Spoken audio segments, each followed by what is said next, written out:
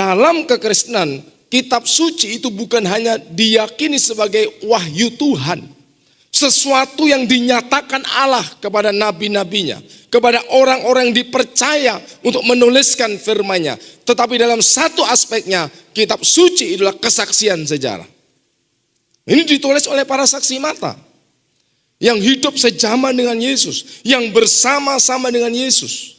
Seandainya tidak benar seperti yang disaksikan oleh para rasul, tentu sudah dibantah oleh orang-orang Yahudi di abad pertama. Tetapi mereka memang menuliskan. Bahkan dalam Kisah Rasul kalau kita membaca, ketika rasul-rasul itu masih hidup dan mereka menyaksikan tentang Yesus, apa yang selalu mereka katakan? Kami semua adalah saksi. Selalu mereka ulang-ulang kalimat itu.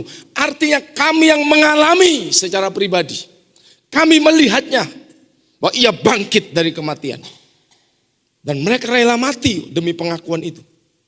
Coba orang bodoh mana kalau tidak pernah mengalami, tidak merupakan kejadian yang sesungguhnya, ia rela mati hanya demi sesuatu yang palsu atau dusta.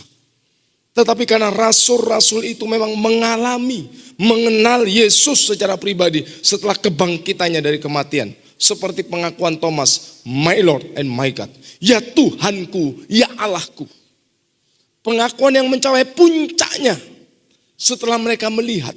Dan mereka berani mendeklarasikan iman mereka. Kami semua adalah saksi.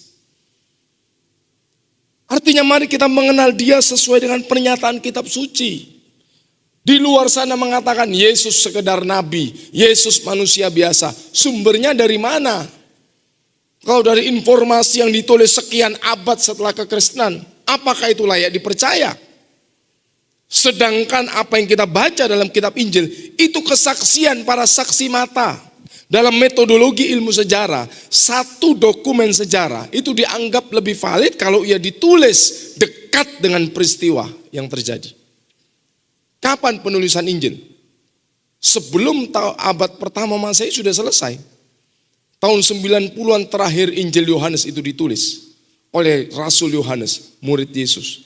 Injil Matius, Injil Markus, Injil Lukas itu sebelum tahun 90. Jadi kalau Yesus naik sekitar tahun 30 Masehi, sebentar kita akan merayakan kenaikan Kristus. Peristiwanya hanya berselang 60 tahun paling lama.